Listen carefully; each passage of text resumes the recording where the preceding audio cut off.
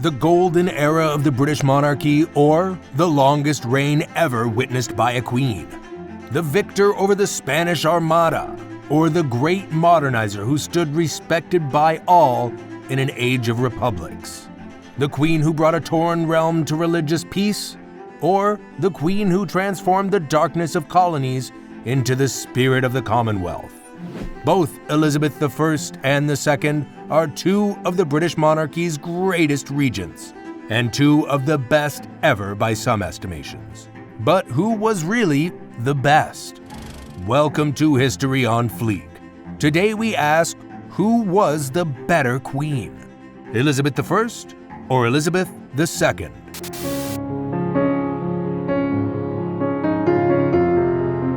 Elisabeth I was born on the 7th of September 1533 at Greenwich Palace, daughter of Henry VIII and Anne Boleyn. Much to her father's chagrin, his union to Anne Boleyn had not produced a male heir, and being Henry VIII, that would be enough to send her to the chopping block. 3 years into Elisabeth I's life, she would lose her mother. By her birthright, Elizabeth was the rightful heir to the English throne. However, her mother's death would instantly rob her of her succession status. Quite chillingly, her father would remarry only 11 days after the beheading of Elizabeth's mother. More troubling for Elizabeth, the birth of her half-brother Edward instantly replaced her mantle of heir apparent. Elisabeth I would receive a full tutelage fitting of nobility. Her youth was spent mastering multiple languages: French, Spanish, Italian, Dutch, English, and Latin. Come 1550, when her education was complete, Elisabeth I would have been one of the highest educated women of her time. The Tudor family dramas would continue until her reign, though. Her teenage years were reportedly stalked by Catherine Parr's second husband, Thomas Seymour. A clandestine and ghastly figure, Seymour was alleged to have sexually harassed and accosted the young Elizabeth to the extent she would use maids to shield herself from his advances. Following Catherine Parr's death, Thomas Seymour would maneuver the opinion of the court that he should take Elizabeth's hand in marriage. Elizabeth quite rightly didn't return the overture. A year later, after his arrest in the Tower of London, Thomas Seymour was beheaded. Elisabeth II was born on April 21, 1926. At the time, her grandfather, King George V, held the throne. Tutored and educated at home alongside her sister Princess Margaret, Elisabeth II was never thought to be regent. She was third in line to the throne upon birth. Her uncle Edward was next in line and was young for an heir apparent. He was expected to marry and have children of his own. Yet fate would play a major part in the crowning of Elisabeth II. Her grandfather, who she would affectionately know as Grandpa England, passed away in 1936. While Edward succeeded him, his abdication just a year later would bring her father to the crown, ordained George VI. Over the next 10 years of her father's reign, Elisabeth II would be increasingly groomed for the throne, with public addresses and appearances, making her first national radio broadcast at 14 years old. Elisabeth II met her future husband in the 1930s, and as a teenager is said to have fallen in love with Philip Mountbatten. Despite the controversy surrounding Philip's non-national status, they would be officially engaged in 1947 when Elizabeth turned 21. As the 1940s rolled into the 1950s, King George VI's health would deteriorate, and Elizabeth would take more public appearances on behalf of her father. On February 6, 1952, Elizabeth II lost her father and would ascend the throne with immediate effect.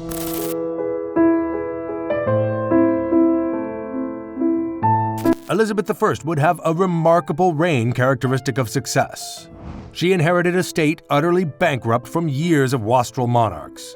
However, 10 years into her reign, the crown would be enjoying a surplus. Elisabeth I's reign was a period of remarkable stability. The Elizabethan era did not hemorrhage conflict between Catholics and Protestants, between monarch and parliament. Her reign was one of internal peace and prosperity. This was, without a doubt, thanks to Elizabeth's policy and work as a monarch. Rather than swing the entire country's ideology between Catholicism and Protestantism, she passed the Act of Uniformity 1559, essentially letting the Church of England remain Protestant, but with room and acceptance of Catholic practices. The peaceful Elizabethan era should not be characterized as pacifist, however. She would famously defeat and see off Philip II's Spanish Armada. Furthermore, Francis Drake's explorations would mark a period of great expansion for the British Empire. Marlowe and Shakespeare would come to prominence at her age, making it a high point for literature too. Elizabeth I's reign was one of the golden eras of the British monarchy.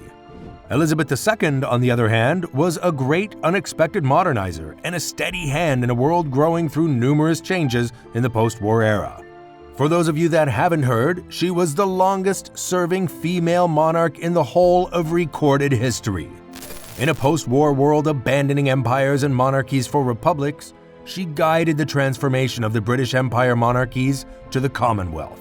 Part of her modernization included modernizing the British monarchy's finances, visiting West Germany at the 20th anniversary of World War II's end, and being the first British monarch to address the U.S. Congress in 1991. Most of all, though, Elisabeth II made a reliable and stable presence, perhaps most crystallized by her public address and bow at the coffin following the death of Princess Diana. In a time of great ire, she'd been able to communicate a human side to the monarchy, helping her public feel less alone, a rare feat for a regent.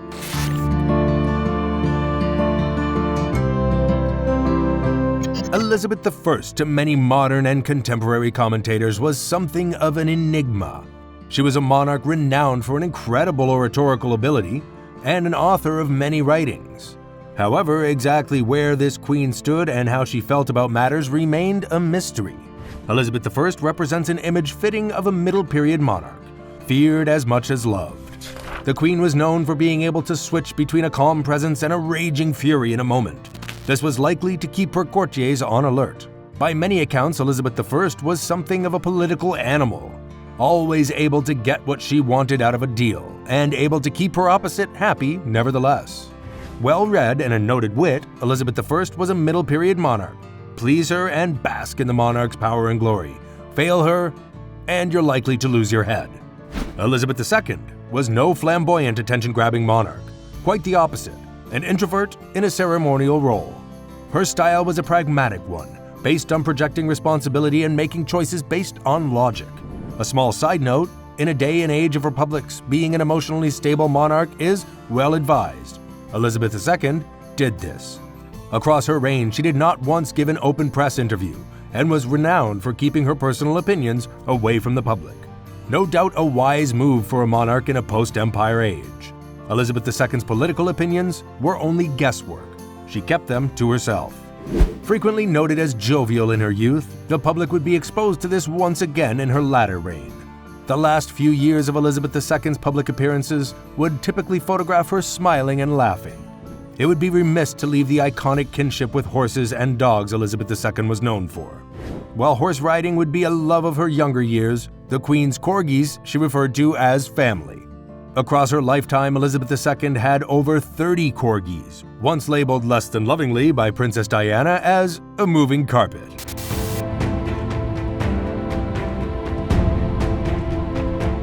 The two Elizabeths could not be further apart when it came to wars. Elisabeth I's reign was idolized for its defeat of the Spanish Armada across an 18-year war from 1585 to 1603.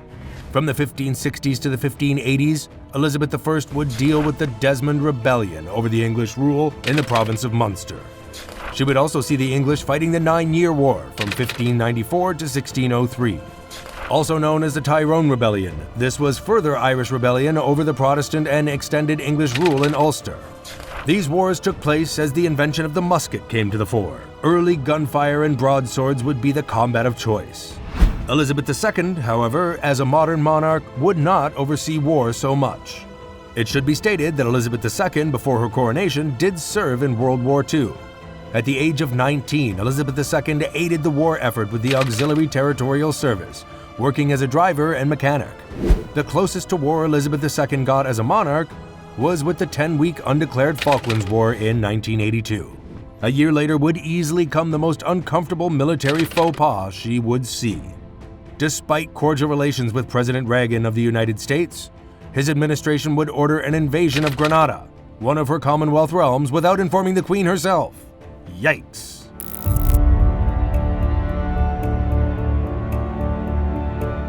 Elisabeth II's death should require little coverage. After a 96-year life and a 70-year-long shift, passing one's mortal coil may not come as a surprise. However, her namesake, Elisabeth I, has a rather more curious cause of death. For her era, she had lived a relatively long life, passing at 69 years old. Yet her turn of health does seem somewhat rapid in retrospect. Just a year before her death in 1603, ending a 45-year reign, Elisabeth I's health began to deteriorate. Close friends and family would pass in across the year and leave her in a state of profound depression. Elisabeth I passed away on the 24th of March, 1603. Now, we cannot say for sure exactly what led to her passing, as this was an era long before autopsy. Retrospect has given us some insight into the likely cause of death. Makeup of the era was made with lead. Yes, lead. Now, the main reason we don't put lead in makeup anymore is that slathering human skin and all of its pores with lead tends to leave a person rather ill. So it is likely the iconic image of the pale, white powdered face of Elisabeth I may have brought on her demise. Many historians today consider the turn of the Queen's health to be down to blood poisoning, likely from continual exposure to lead, which in turn would kill her.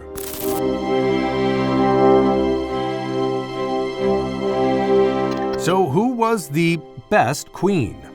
Who was the best Elizabeth? Who has the best Elizabethan era? Can there be a winner between these two relatively unlikely queens? This isn't an easy question to answer, as they are two entirely different monarchs in entirely different periods. For a middle period monarch, Elisabeth I was a rightly beloved and respected monarch. She achieved so much to provide peace and prosperity to the British realm. That being said, this was a middle period monarch. Beheading insubordinates, or for that matter, just lovers the queen wished to cast aside, was common. For her time, particularly in a man's world that didn't wish to see a queen, Elisabeth I kept a rule of fear befitting of a reign of maritime war and empire building. Perhaps most remarkably, Elisabeth I's foreign policy was regarded as defensive in most years, but only developed England's status in the eyes of the world. Between this and lessening religious division in her own country, Elisabeth I was one of the finest monarchs of her time, if not any. Elisabeth II arguably did as fine a job imaginable with the circumstances she was dealt. It cannot be understated how much the end of the Second World War brought forth arguments of liberalism and particularly republicanism over monarchy. Many saw the end of World War II as the end to an age of empires, particularly in Europe. Yet, in an astute understanding of being head of state, yet not a premier, Elisabeth II became a global symbol of order and unmistakable civic duty. Her reign oversaw 15 prime ministers, meeting 5 different popes, and overseeing the progressive post-war years into the uncertainty of the 21st century. Despite calls for republicanism and regular media criticism of her family, Queen Elizabeth II remained one of the most admired people on the planet until her death. When she would pass on September 8, 2022, the world would witness the end of the longest reign ever witnessed by a queen. In a day and age of throwaway consumerism and clickbait, in a world where nothing lasts, Elisabeth II showed the world something that didn't seem to exist anymore: integrity, of living the role with unwavering duty longer than many could imagine. Score draw for the Lizzes? Looks like it to me. This is History on Fleek, and we'll see you next time.